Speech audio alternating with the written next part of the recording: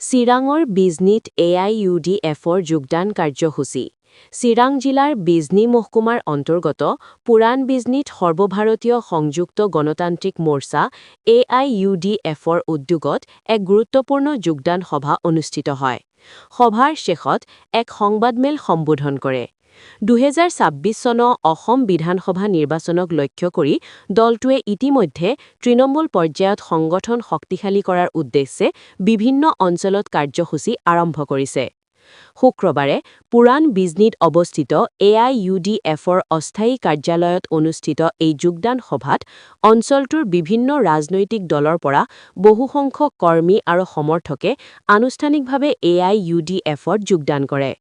নতুনকৈ যোগদান কৰা সদস্যসকলক দলৰ জ্যেষ্ঠ নেতাসকলে উষ্ম আদৰণি জনায় আৰু আগন্তুক বিধানসভা নিৰ্বাচনত দলটোৰ নীতি আৰু আদৰ্শ জনসাধাৰণৰ মাজলৈ লৈ যোৱাৰ আহ্বান জনায়। দলীয় নেতৃত্বই কয় যে বিজনী বিধানসভা সমষ্টিত AIUDFৰ সাংগঠনিক ভেটি অধিক শক্তিশালী কৰাৰ লক্ষ্যৰে এই যোগদান কাৰ্যসূচী অনুষ্ঠিত কৰা হৈছে। লগতে আগন্তুক নিৰ্বাচনত দলটোৱে শক্তিশালী প্ৰদৰ্শন আগবঢ়াব বুলি আশাবাদ ব্যক্ত কৰে। উল্লেখযোগ্য যে বিধানসভা নিৰ্বাচন ওচৰ চাপি অহাৰ লগে লগে বিজনী সমষ্টিত বিভিন্ন ৰাজনৈতিক দলৰ মাজত সাংগঠনিক তৎপৰতা বৃদ্ধি পোৱা পৰিলক্ষিত হৈছে। AIUDFৰ এই যোগদান কাৰ্যসূচীয়ে অঞ্চলটোৰ ৰাজনৈতিক পৰিৱেশত নতুন গতি সঞ্চাৰ কৰাৰ সম্ভাৱনা দেখা গৈছে। News desk, Bijni first 24। আমাৰ প্ৰিয় সংবাদ বন্ধুসকল, আমি অপ্ৰত্যাশিতভাৱে এখন আপোনালোকক আমি দুআষাৰমান ক'বৰ কাৰণে আগবাঢ়িছোঁ। আজি আমাৰ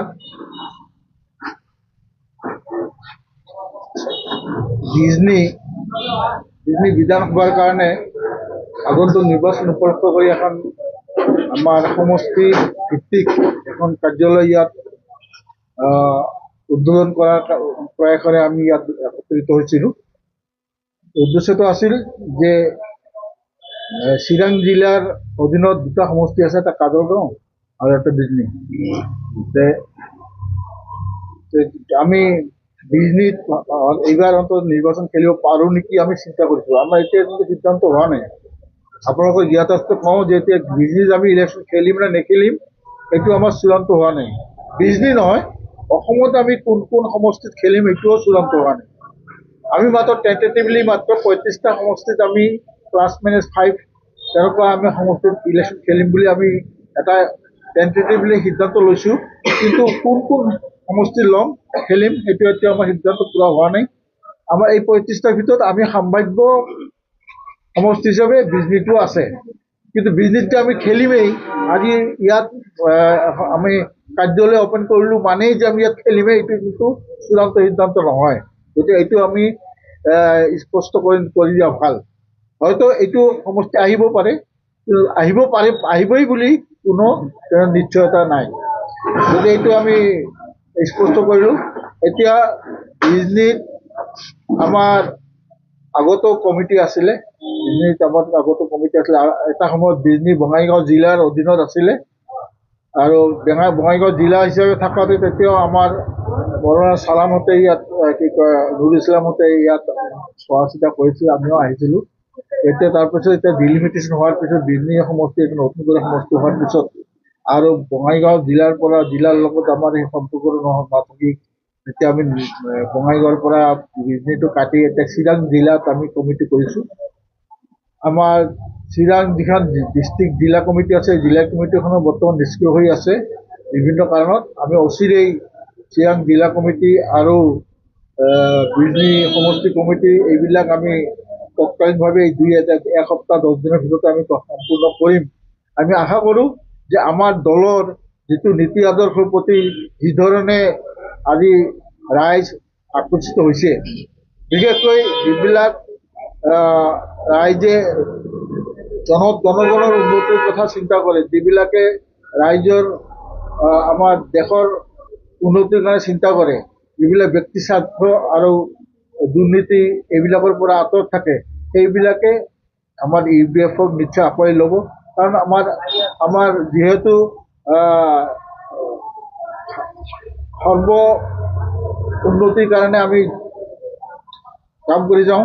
আমাৰ ইয়াত কোনো ভাষা ধৰ্মী কোনো জনগোষ্ঠী এইবিলাকৰ কোনো ভেদাভেদ আমি নাই। অসমৰ জনতাক আমি আঁকোৱালি লওঁ।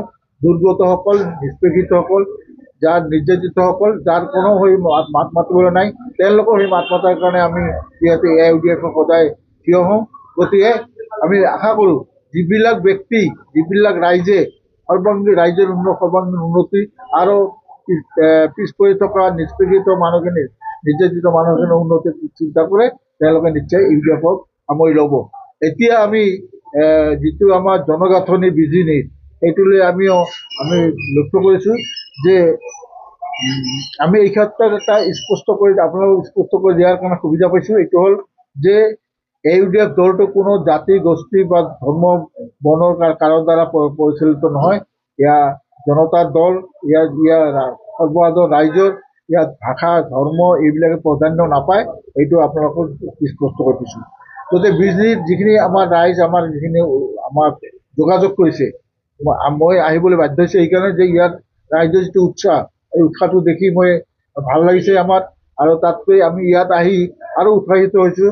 আমাৰ জেব্ৰাৰাম মুছাহাৰী ডাঙৰীয়া, তেখেতক মই কিন্তু ক'ৰবাত শুনিছিলোঁ আপোনাৰ নামটো, এতিয়া মনত নাই। মোৰ এজন ভাতিজা আছিল, সেই তেওঁ কিন্তু এবাৰ কৈছিল আপোনাৰ কথাটো, যিহেতু নামটো মোৰ চিনাকি, কিন্তু তেওঁ আপোনাৰ বিষয়ে ইমানখিনি জনা নাছিলোঁ।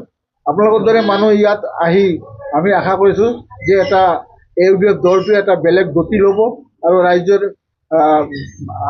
মাজত আশ্বস্ত হ'ব পাৰিব, ৰাইজৰ সমৰ্থন লাভ কৰিব আৰু অনাগত দিনবিলাকত AIUDF দলে বিজনী সমষ্টিটোত এক ভাল নেতৃত্ব দিব পাৰিব বুলি আমি আশা কৰোঁ।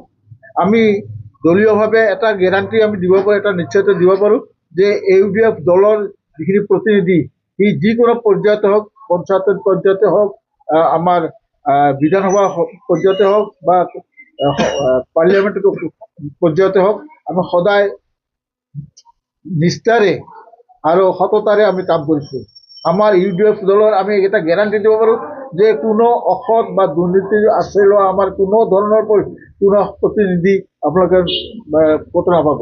বৰং আমাৰ মাননীয় সভাপতি 3বাৰ কৰি সাংসদ আছিলে পাৰ্লিয়ামেণ্টেৰিয়ান, আৰু বেষ্ট পাৰ্লিয়ামেণ্টেৰিয়ান হিচাপে তেওঁ পুৰস্কাৰ পাইছিলে।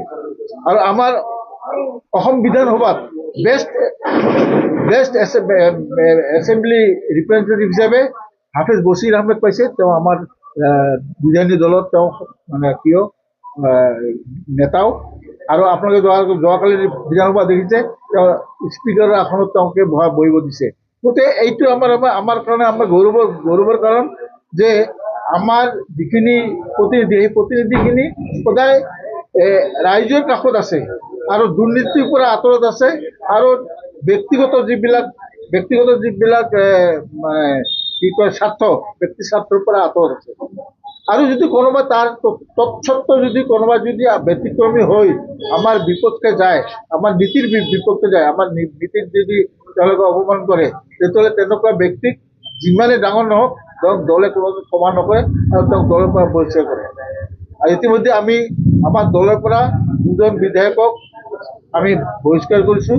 এই বৰ্তমানৰ বিধায়কক একমাত্ৰ এটা কাৰণে, দলৰ যিখিনি নিয়ম নীতি তেওঁলোকে পালন কৰা নাছিল। গতিকে আগন্তুক দিনবিলাকতো আমি বিশ্বাস কৰোঁ যে যিহেতু আমিয়ে একমাত্ৰ দল, যি দলত বিধায়কে 3 মাহৰ মূৰে মূৰে কেন্দ্ৰীয় কমিটিক হিচাপ দিব লাগে, কামৰ খতিয়ান দিব লাগে, ফটোসহ কামৰ খতিয়ান দিব লাগে আৰু সেইবিলাক তাতে ব্যাখ্যা দাঙি ধৰিব লাগে সভাত। গতিকে আমিয়ে একমাত্ৰ দল। গতিকে এই দলৰ বিধায়ক যিবিলাক হ'ব, প্ৰতিনিধিয়ে কোনোদিন থাকি বা কোনোদিন অনিয়মৰ আশ্ৰয় ল'ব নোৱাৰে। গতিকে আমি আশা কৰোঁ আৰু অনাগত দিনত 2026 চনত বিজনী ৰাইজে নিশ্চয় আমাক কথাবিলাক পতিয়ন যাব, আমাৰ ওপৰত বিশ্বাস ৰাখিব, আমাৰ ওপৰত আস্থা হ'ব আৰু আমাৰ প্ৰতিনিধিক তেওঁলোকে বিপুল ভোট দি জয়যুক্ত কৰিব। ধন্যবাদ।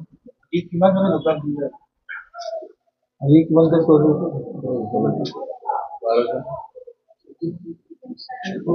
10-12জন কৰিছে, কিন্তু যিকেইজন কৰিছে আমি অতি উৎফুল্লিত যে তেওঁলোকে অতি গধুৰ ব্যক্তিত্বৰ ব্যক্তি বুলি আমি কি কৰোঁ। খালি সংখ্যা বঢ়োৱাৰ কাৰণে যে যোন কৰিছে তেনেকুৱা নহয়, তেওঁলোকে মানে আটাইকেইজনে অন্তত ৰাইজৰ মাজত আস্থাভাজন ব্যক্তি বুলি আমি বিবেচনা কৰোঁ।